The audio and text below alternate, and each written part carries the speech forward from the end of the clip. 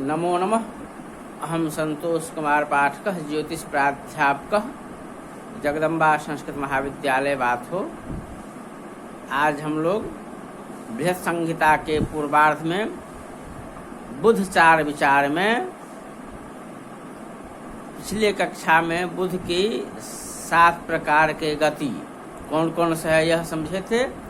अब उस गतियों के नक्षत्रों में स्थिति क्या है उसके संबंध में पढ़ेंगे। पिछले कक्षा हमने बुध की गति के बारे में पढ़ा था, जिसमें कि 7 प्रकार की गति हैं: प्राकृत, विमिश्र, संक्षिप्त, तीक्ष्ण, योगांतिक, घोर और पाप। यह 7 गति हैं। अब उस गतियों के नक्षत्रों में स्थिति क्या है।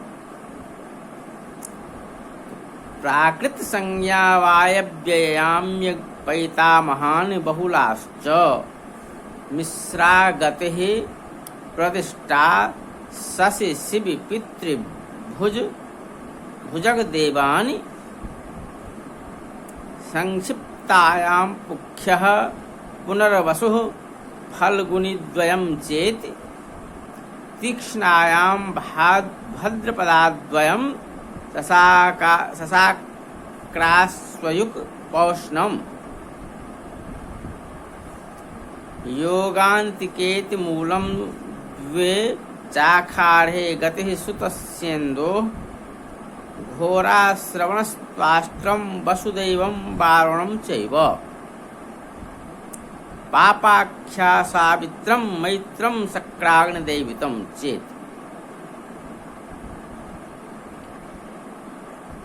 अर्थात स्वाति, भरणी, रोहिणी तथा कृत्तिका नक्षत्रों में बुध की प्राकृत गति होती है।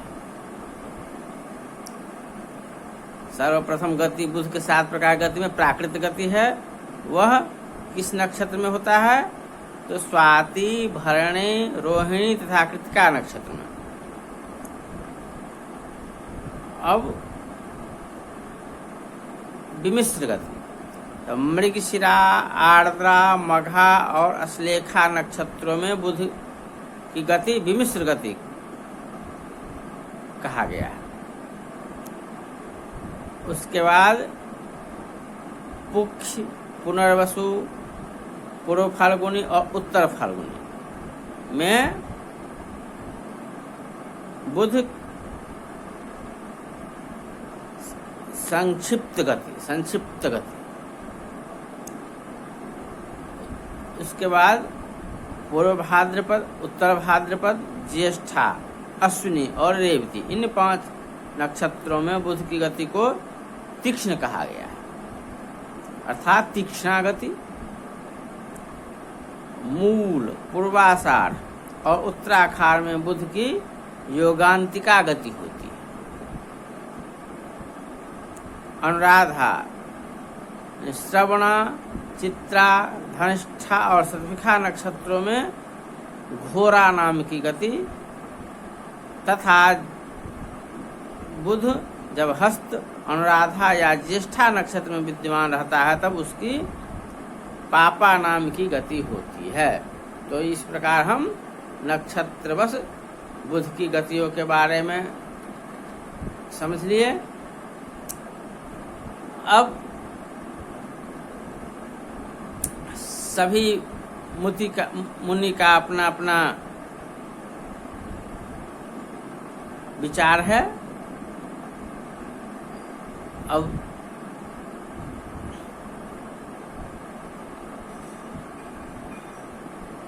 पराशर मत से बुध गति का उदयास्त लक्षण, गति का नक्षत्रवश ज्ञान।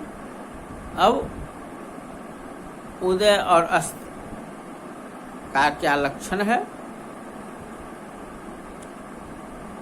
जिसमें है उदय प्रवासति विषहि स एव गति लक्षणं प्राह 40 द्विसमेता विंशते द्विर्नव विंशतिर् द्विनवकं च नवमासार्धं 10 चैकसंयुता प्राकृताद्यानाम्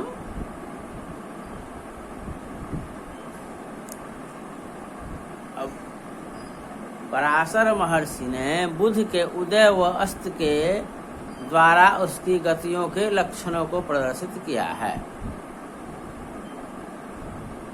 प्राकृत गति में रहने पर बुध का उदय होता है तो उसमें बुध 40 दिन तक उदित रहता है।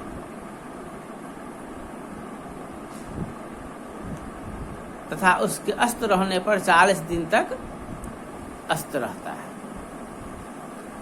तो बुध के उदय और अस्त के बारे में, यदि बुध प्राकृत गति में रहने पर उदय हो तो 40 दिन तक, और अस्त रहने पर भी 40 दिन तक अस्त ही रहता है। उसी प्रकार मिश्रा गति में रहने पर बुध 30 दिन उदित होने पर 30 दिन तक उदित, और अस्त होने पर भी 30 दिन तक अस्त रहता है। संक्षिप्ता गति में 22 दिन तक बुध अगर उदय हो तो 22 दिन तक उदित रहता है, और उतने ही दिनों तक वह अस्त भी रहता है। तीक्ष्णा गति में अगर बुध उदित हो तो 18 दिन तक उदित रहता है, और अस्त भी 18 दिन तक ही रहता है। योगांतिका गति में 9 दिन तक तथा घोरा गति में 15 दिन तक बुध उदित और अस्त रहता है। और एक गति है पापा गति, इसमें भी अगर बुध का उदय हो तो 9 दिन तक उदित और 9 दिन तक अस्त रहता है। तो इस प्रकार हम समझ लेंगे जो किस नक्षत्र में बुध उदय हुआ है उस हिसाब से उसकी गति किस गति में हुआ है, और उस गति में यदि अस्त होगा या उदय होगा तो कितने दिनों तक उदित अस्त रहेगा, यह हम आसानी से समझ लेंगे। तो अब उदय अस्त के बारे में तो समझ लिए। अब पुनः हम अगले कक्षा में गतिवश बुध का फल कथन, सूर्य का गतिवश बुध का क्या क्या फल है, इस संबंध में पढ़ेंगे। विभिन्न आचार्यों के द्वारा विभिन्न मत से फल कहा गया है।